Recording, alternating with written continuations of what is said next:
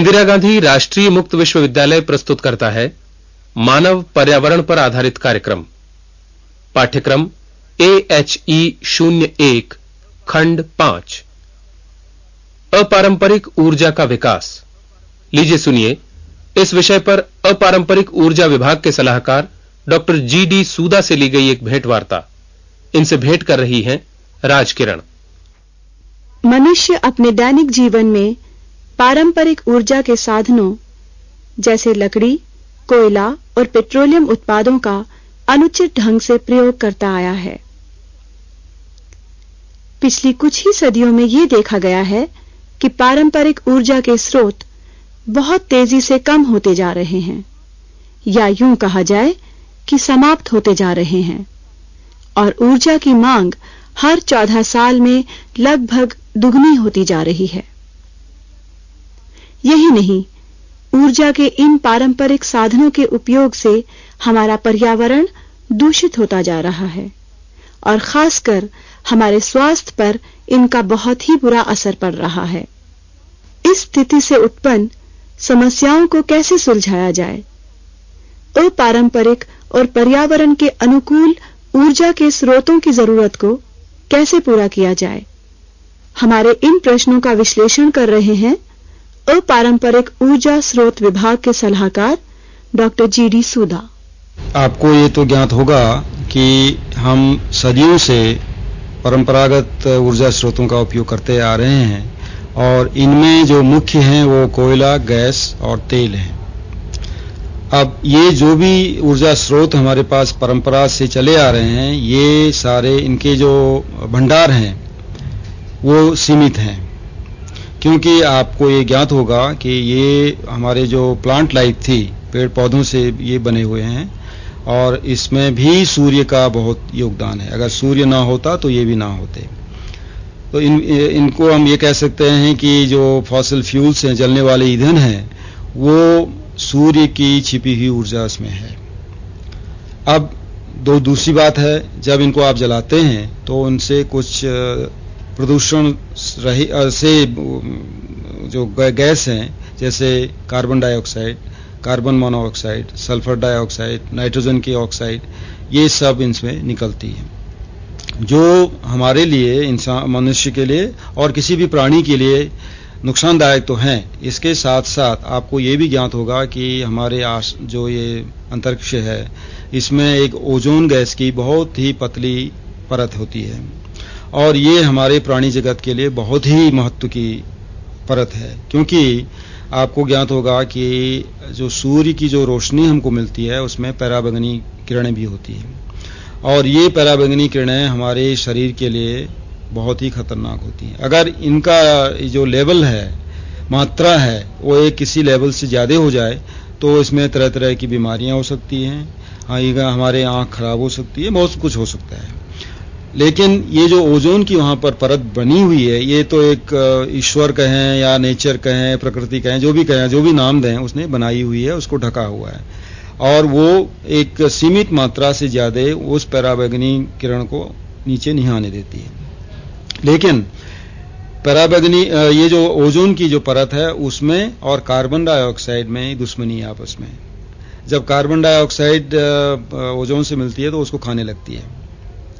तो जो अब जब यहाँ हमने जो जलने वाले ईंधन से वो जो कार्बन डाइऑक्साइड गई, वो ऊपर लेयर जाके उससे रिएक्ट करके उसको खत्म कर दी। अभी कुछ साल पहले, एक आध साल पहले ही वैज्ञानिक नॉर्थ पोल में वैज्ञानिकों को एक उस परत में छोटा सा छेद दिखाई दिया, तो उससे तो सारी दुनिया में इसमें हाहाकार मचा है। अगर यही चीज सारी परत में हो जाए तो फिर क्या होगा? दूसरी चीज ये है, जब आप कार्बन डाइऑक्साइड ये पर्यावरण में जाती है तो उससे हम कहते हैं ग्रीन हाउस इफेक्ट, क्योंकि जो धरती से गर्मी की जो विकिरण है वो वापस आसमान को चली जाती है। अगर कार्बन डाइऑक्साइड वहां पर रही तो ऊपर नहीं जाके वो नीचे आ जाती है, तो यहाँ गर्मी बढ़ जाती है। अब गर्मी बढ़ने से क्या होगा? आपकी बर्फ पिघल जाएगी, समुद्र की सतह ऊपर बढ़ेगी, तूफान आएंगे, बहुत कुछ हो सकता है। यहाँ तक अनुमान है कि अभी छोटे छोटे जो द्वीप हैं, और ये अनुमान लगाया जाए कुछ अगर यही रहा कुछ सालों में ये पानी के अंदर डूब जाएंगे, क्योंकि ऑलरेडी एक दो द्वीपों में तो ये नजर आने लगा है, इसलिए वो चारों तरफ अपने उसके दीवार बनाने लगे हैं। लेकिन ये कब तक रहेगा, एक तो ये है। दूसरा, इनके जो भंडार हैं वो सीमित हैं, वो खत्म हो जाते हैं। अगर ये खत्म हो जाएंगे तो हमें ऊर्जा कहां से मिलेगी। इन दो कारणों से आज हम पारंपरिक ऊर्जा स्रोत हैं उसको कैसे दोहन किया जाए, उनका उस विषय पे चर्चा चल रही है। सारी दुनिया में इसके बारे में बातें चल रही है, काम चल रहा है, और कुछ देशों में काफी हद तक इनका उपयोग भी होने लगा है। देखिए, जितने भी जो ऊर्जा के स्रोत हैं, चाहे वो परंपरागत हों अपरंपरागत हों, वो सौर ऊर्जा से निकले हुए हैं। सिर्फ दो ऊर्जा स्रोत ऐसे हैं, एक तो न्यूक्लियर एनर्जी और दूसरा जियोथर्मल एनर्जी। भूगर्भी जो हीट है हमारे पास, गर्मी है, वो ये सौर से नहीं है। लेकिन ये और जो जितने भी ऊर्जा के स्रोत हमारे पास हैं वो सौर ऊर्जा के ऊपर डिपेंडेंट है। अपरंपरागत स्रोत जो हम इसमें कह रहे हैं वो हैं सौर ऊर्जा, पवन ऊर्जा, बायो ऊर्जा, समुद्र से मिलने वाली ऊर्जा, जिसमें दो तरह की होती हैं, एक तो लहरों की ऊर्जा और दूसरे उसमें जो तापमान का अंतर है उससे भी आप ऊर्जा निकाल सकते हैं। और जो पृथ्वी के अंदर जो गर्मी छिपी हुई है उस ऊर्जा को, इनको हम अपरंपरागत ऊर्जा कहते हैं, या इनको रिन्यूएबल एनर्जी भी कह सकते हैं, क्योंकि ये आप इसको रिप्लेनिश कर सकते हैं। उसमें आप जो पानी के स्रोत हैं उनको भी इसमें आप इंक्लूड कर सकते हैं। देश की आर्थिक स्थिति और बढ़ती हुई जनसंख्या को ध्यान में रखते हुए इन व्यापक अपारंपरिक ऊर्जा के साधनों को किस हद तक उपयोग में लाया जा सकता है? भारत में और हमने काफी सालों से इस दिशा में बहुत अच्छा काम हो रहा है। आपको पता है कि एक तो हमारा डिपार्टमेंट जो विभाग है, ये सिर्फ इन ऊर्जा स्रोतों का दोहन करने के लिए, नई नई विधियों को, नई नई मटेरियल्स को डेवलप करने के लिए ही ये बनाया गया है। ये करीब 8 साल इसकी उम्र है भी, सिर्फ बच्चा है भी। तो अच्छा, हम लोग यहाँ पर 3 तरह के काम हमने शुरू किए हैं। पहले में तो हम जितने भी रिसर्च सेंटर्स हैं हिंदुस्तान में, जो भी इसमें इच्छुक है काम करने का, जैसे रिसर्च सेंटर्स हैं CSIR लेबोरेटरी के, या विश्वविद्यालय में हैं, कॉलेजेस हैं, IITs हैं, और पब्लिक सेक्टर ऑर्गेनाइजेशन, जितने भी जहाँ ये कोई करना चाहता है तो हम उनको पैसा देते हैं। ये बजट है, आप इसके लिए जो हमें प्रोडक्ट बनाते हैं वो दीजिए हमको। अच्छा, जब किसी लेबोरेटरी में कोई प्रोडक्ट बन जाता है, कोई मटेरियल बनता है या सिस्टम बनता है, तो उसको हम एक्चुअल फील्ड में जाके उसका टेस्ट करते हैं। उसका मकसद है एक तो जनता को दिखाना कि एक प्रोडक्ट हमने बनाया है, इसके क्या क्या फायदे हैं, क्या नुकसान है, ये देखिए आप। और दूसरा, उस जो लेबोरेटरी ने हमको कहा कि साहब इससे ये फायदे हो सकते हैं, वो हो रहा है नहीं है, उसमें क्या क्या तकलीफें हमको पेश आ रही हैं। अगर उसमें कोई कमी रह गई है तो फिर हम लेबोरेटरी में जाते हैं कि भाई इसमें ये कमी है, इसको आप ठीक करिए। अगर वो ठीक है तो हम उसको फिर इंडस्ट्री को दे देते हैं। तो तीसरा जो प्रोग्राम हमारा है वो लार्ज स्केल में उसका उपयोग करना, तो इसको हम एक्सटेंशन प्रोग्राम कह सकते हैं। तो इसमें हम फिर जो उसको इस्तेमाल करने वाले लोग हैं उनको कभी कभी हम पैसे के रूप में सहायता भी देते हैं, और तकनीकी सहायता तो है ही है। अच्छा, अब आप सवाल उठता है कि साहब इसका हम सारे देश में कैसे विस्तार करें, क्योंकि देश बहुत बड़ा है, दिल्ली में बैठ के शायद हम इसको नहीं कर पाएंगे। तो इसमें भी हमने 2 स्टेप का प्रोग्राम है। एक तो हमारे विभाग के अपने कार्यकर्ता हैं, साइंटिस्ट भी हैं, नॉन साइंटिस्ट भी हैं, हमारे अपने रीजनल ऑफिसेज हैं। उसके अलावा हमने स्टेट गवर्नमेंट्स के एम्प्लॉयज को भी उसमें इन्वॉल्व किया। हमने हर स्टेट में एक नोडल एजेंसी स्थापित की है।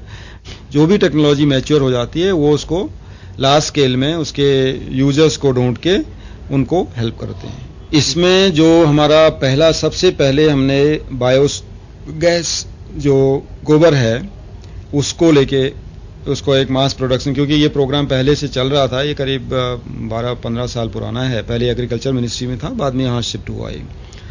तो इसमें अभी करीब 12 लाख के करीब शायद बायोगैस प्लांट घरों में लग चुके हैं।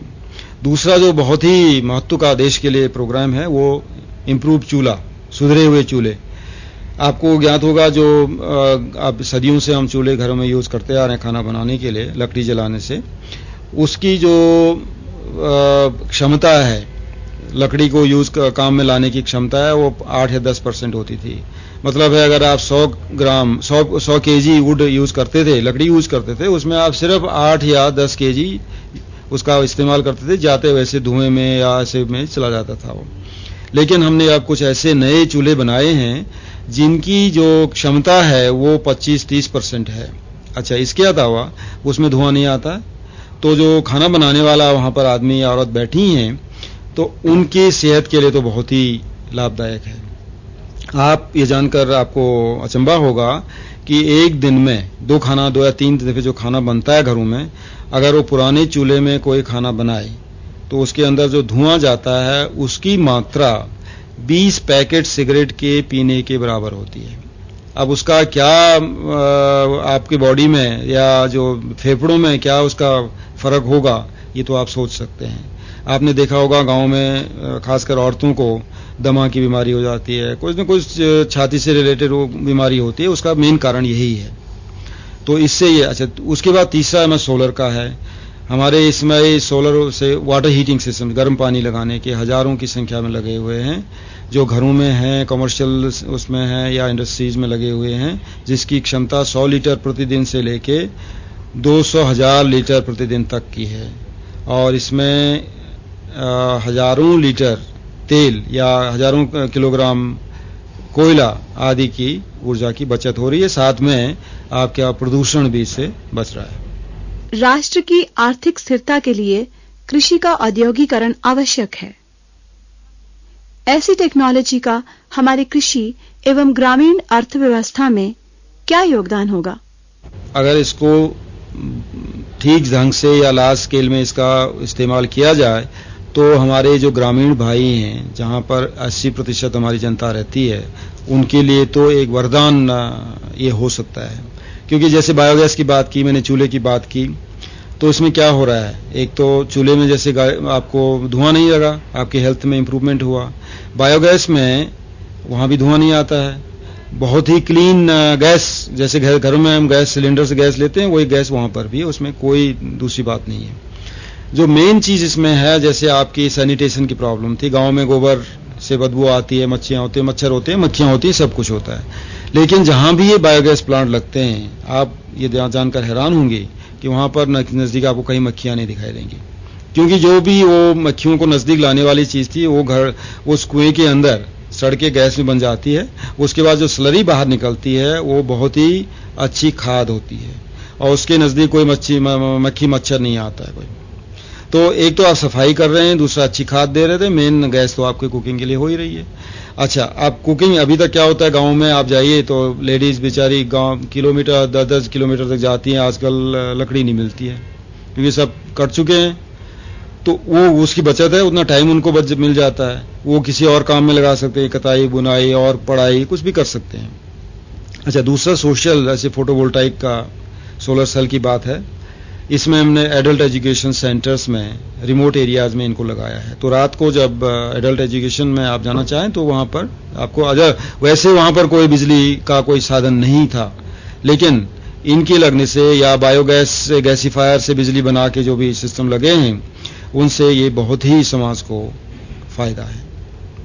जहां तक आर्थिक पहलू का सवाल है, उसमें भी क्योंकि आप एक तो ये जो आपकी जो सामाजिक स्थिति को आप इंप्रूव कर रहे हैं, ऑटोमेटिकली आपकी आर्थिक स्थिति भी इंप्रूव हो जाएगी। वहां आप लकड़ी कम कंज्यूम कर रहे हैं तो आपकी वहां पर कम वहां बचत हो गई। टाइम आपका कम लग रहा है तो उस टाइम को आप कहीं और लगा लीजिए। आप अपने को विद्याध्ययन में ज्यादा टाइम आप लगाएंगे। तो ये इसके जो साइड इफेक्ट्स हैं, अगर उनका देखा जाए तो देश के लिए तो एक बहुत ही बड़ी चीज है। अपारंपरिक ऊर्जा साधन कौन कौन से हैं, ये तो हम जान गए, पर इनका प्रयोग किस प्रकार से और किस रूप में किया जा सकता है, इस विषय में डॉक्टर सूदा हमें कुछ और जानकारी दे रहे हैं। शुरुआत कर रहे हैं सौर प्रकाश वोल्टीय पद्धति या सोलर फोटोवोल्टेइक सिस्टम से। जो सौर ऊर्जा है वो हमें 3 रूपों में मिलती है। एक तो पराबैंगनी है, उसकी मात्रा बहुत ही कम होती है। दूसरा जो रोशनी हमें मिलती है, इसका टोटल एनर्जी का प्रतिशत हम देखें तो करीब 51% के करीब हमको रोशनी मिलती है और 47% हमें हीट की गर्मी के रूप में मिलती है। अब जब हम सोलर एनर्जी की एप्लीकेशन की बात करते हैं तो सिर्फ हम ये जो रोशनी हमको मिल रही है उसकी बात करते हैं। तो इसको हम दो तरह से यूज में ला सकते हैं। एक तो इस रोशनी को गर्मी में परिवर्तित करके, गर्मी से आप एक तो सीधे गर्मी यूज कर लीजिए जैसे खाना बनाने के लिए, पानी गर्म करने के लिए, हवा गर्म करके उसको अनाज, फल, सब्जी को कुछ भी सुखाना है उसको करने के लिए, या आप रेफ्रिजरेटर है, कोल्ड स्टोरेजेज हैं, ये इनको चलाने के लिए, या विद्युत घर चलाने के लिए, ये सब पॉसिबल है। दूसरी एप्लीकेशन है डायरेक्टली जो ये रोशनी है उसको हम विद्युत में परिवर्तित कर सकते हैं और उसके लिए कुछ मटेरियल ऐसे हैं, पदार्थ ऐसे हैं जो उनको अगर सूर्य की रोशनी में रखें तो उसको विद्युत में कन्वर्ट कर सकते हैं। इसको सौर फोटोवोल्टाइक पद्धति के नाम से जाना जाता है। तो इसमें सोलर सेल होती हैं जो इस काम को करते हैं। तो इसमें जैसे एक मटेरियल होता है सिलिकॉन, बालू, खासकर रेता उसका सोर्स है, तो उसमें सिलिकॉन मिलता है, उससे ये सोलर सेल बनते हैं। और इसमें लेकिन उसमें एक जो बहुत कमी कहना चाहिए, लिमिटेशन है, इसकी जो इनिशियल कॉस्ट है इन्वेस्टमेंट वो बहुत ऊंची है, क्योंकि उसमें ये होता है कि आप जब सिलिकॉन बनाते हैं उसकी जो शुद्धता है वो बहुत ही ऊंचे दर्जे की होनी होती है, नहीं तो बिजली नहीं बनेगी। और दूसरे उसका जो स्ट्रक्चर है वो क्रिस्टलाइन होना जरूरी होता है। क्रिस्टलाइन नहीं होगा तो फिर उसमें जितने डिफेक्ट्स होंगे, जिसमें उसमें कमियां होंगी, उसके हिसाब से उसमें विद्युत में रुकावट आएगी। तो इसकी वजह से इसका जो इनिशियल इन्वेस्टमेंट है वो बहुत ऊंचा होता है। लेकिन आने वाले समय में ये उम्मीद की जा रही है कि इससे बहुत ही कम दामों पर विद्युत मिलने लगेगी। अभी एक नई पद्धति निकली है जिसको हम कहते हैं अक्रिस्टलाइन, मतलब एमॉर्फस, जिसमें क्रिस्टल नहीं होते हैं। इस टाइप का एक हम प्लांट हम यहाँ हमारे सौर ऊर्जा केंद्र में अभी एक पायलट प्लांट लग रहा है जिसकी क्षमता करीब 500 किलोवाट प्रतिदिन के सोलर सेल वो बनाएगा। जो गांव में रहते हैं, जैसे सोलर लाइटिंग है, ऐसे गांव हैं जहां आप आने वाले 50-60 साल तक शायद विद्युत उनको दे नहीं सकें नॉर्मल ग्रिड से, लेकिन आज ये जो फोटोवोल्टाइक सोलर सेल हैं उनकी जरिए उनको विद्युत मिल रही है। आज हजारों गांव ऐसे हिंदुस्तान में हैं जहां पर गांव की बिल्कुल उनकी जो लाइफस्टाइल है उसकी काया पलट हो चुकी है, क्योंकि ये सिस्टम वहां पर लग रहे हैं।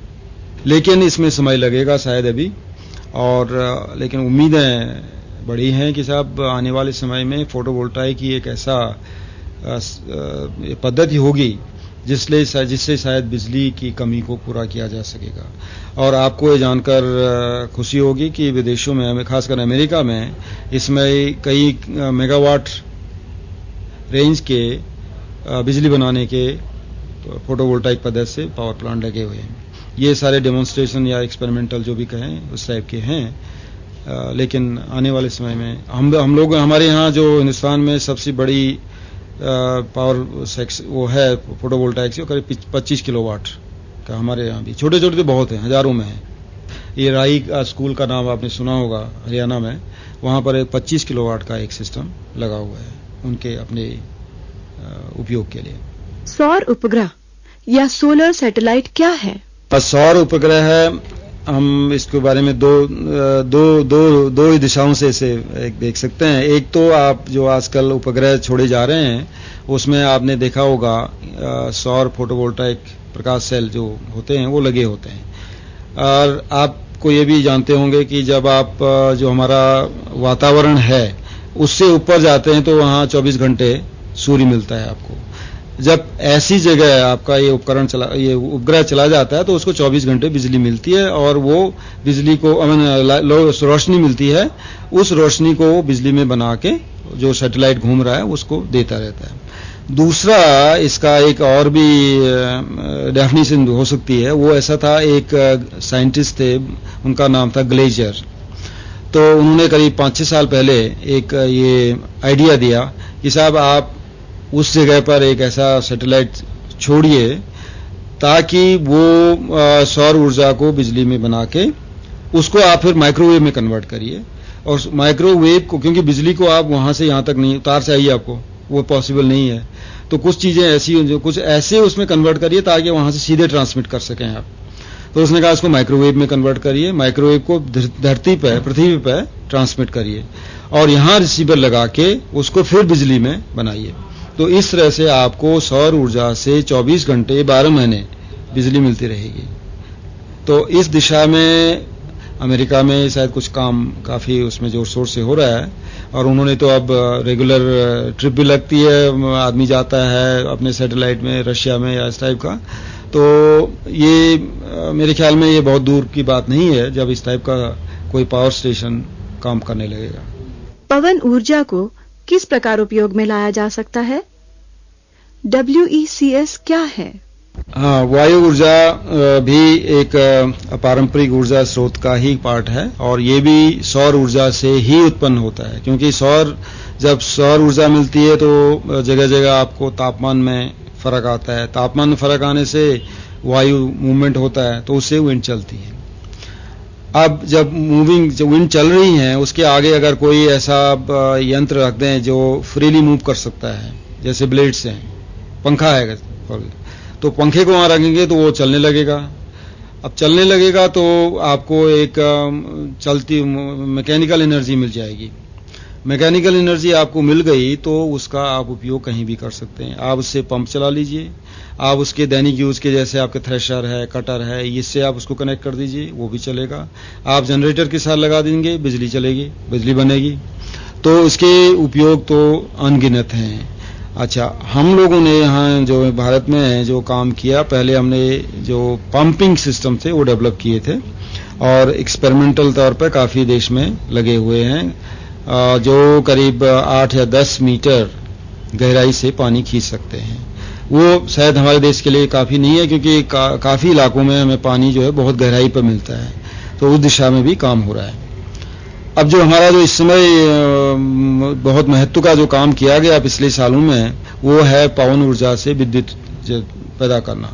इस समय हमारे करीब 32 मेगावाट के पवन ऊर्जा केंद्र लगे हुए हैं। ये महाराष्ट्र, गुजरात, तमिलनाडु, मध्य प्रदेश, इनके कोस्टल रीजन्स में या जहां हवा ज्यादा है उस इलाकों में लगे हुए हैं। इनको हम कहते हैं विंड फार्म्स। खेत एक जगह करीब मेगावाट के छोटे छोटे, जैसे एक विंड की जो विंड मिल है उसकी कैपेसिटी 50 किलोवाट है या 1 मेगावाट के नंबर ऑफ विंड मिल्स लग जाते हैं, उसको फार्म कहा जाता है फिर। अच्छा, अब आने वाले समय में सैकड़ों मेगावाट लगाने का प्रोग्राम है और जो देश में जो भी अभी तक जो पवन के बारे में हमको पता लगा है वो करीब 20,000 मेगावाट बिजली हम सिर्फ पवन ऊर्जा से पैदा कर सकते हैं। ये तो अभी जानी हुई स्रोतों के बारे में है। अभी कुछ इलाके ऐसे हैं जहां इसके बारे में शोध कार्य चल रहा है कि हमें पवन ऊर्जा की उपलब्धि कितनी है। ज्वारीय ऊर्जा क्या है? इसे कैसे उपयोग में लाया जा सकता है? समुद्र से हमें 2 तरह से ऊर्जा मिल सकती है। एक तो लहरों की ऊर्जा। लहरों में क्या होता है कि आप लहरों के ऊपर, जहां भी लहरें, ऊंची लहरें चलती हैं, वहां पर एक व्हील जैसे पहिया है वो रख दें तो वो घूमने लगेगा। तो घूमने लगेगा कि उसकी जो मैकेनिकल ऊर्जा है उसको आप दूसरी ऊर्जा में, इलेक्ट्रिकल में कन्वर्ट कर सकते हैं। दूसरा ओटेक का मतलब है जो समुद्र की सतह है उसमें अलग अलग टेम्परेचर, तापमान होता है। और सबसे ऊपर वाली सतह में कुछ होगा, नीचे जाएंगे तो ठंडा होता जाता है। जो कभी कभी करीब 10-15 मीटर नीचे जाके वो जो तापमान का डिफरेंस है वो करीब 25 डिग्री तक चला जाता है। तो इस डिग्री के टेम्परेचर से आप कुछ ऑर्गेनिक लिक्विड्स होते हैं, जैसे फ्रीओन ही ले लीजिए आप, जो आपके एयर कंडीशनर्स में होता है, उसको अगर इस तापमान के ऊपर अगर रखेंगे तो वो वेपराइज हो जाएगा, उसकी गैस नहीं बनेगी, तो हाई प्रेशर वेपर आपको मिल जाएगी, गैस बन जाएगी। उसकी सहायता से आप ऑर्गेनिक टरबाइंस होती हैं तो वो चला के आप बिजली बना लेते हैं। अच्छा, दूसरा जो बड़ी बड़ी जब आपको टाइड्स होती हैं, हाई टाइड्स, तो उसमें जब पानी ऊपर आता है तो वो पानी को इकट्ठा करके आप डैम्स में इकट्ठा कर लेते हैं और उससे फिर जब लो टाइड्स हैं उसको पानी को लेके आप अपना नॉर्मल जो बिजली पन बिजली है इस टाइप का वो भी आप इसको इस्तेमाल कर सकते हैं। हमारी जो सेंट्रल इलेक्ट्रिसिटी अथॉरिटी है, इन्होंने एक स्कीम बनाई है कच्छ रीजन में करीब 10 मेगावाट पावर प्लांट लगाने के बारे में काम चल रहा है। भूतापीय ऊर्जा के दोहन की भारत में क्या संभावना है?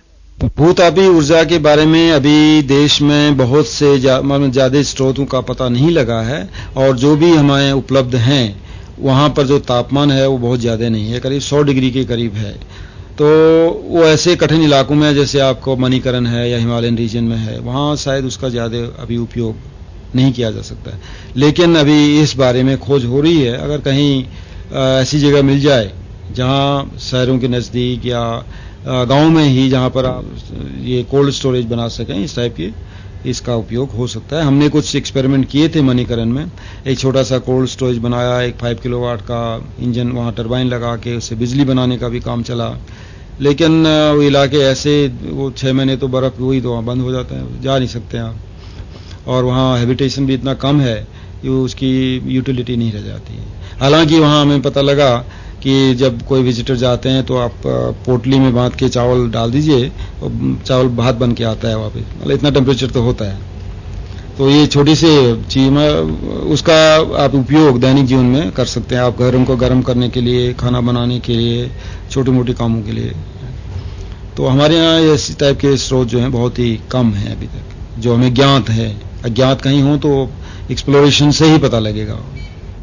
तो अपारंपरिक ऊर्जा स्रोत विभाग इस बात पर बल देता है कि हमारे देश में ही वैज्ञानिक व तकनीकी प्रयत्न सृजनात्मक रूप से किए जाएं, ताकि अपारंपरिक ऊर्जा साधनों का विकास हो सके।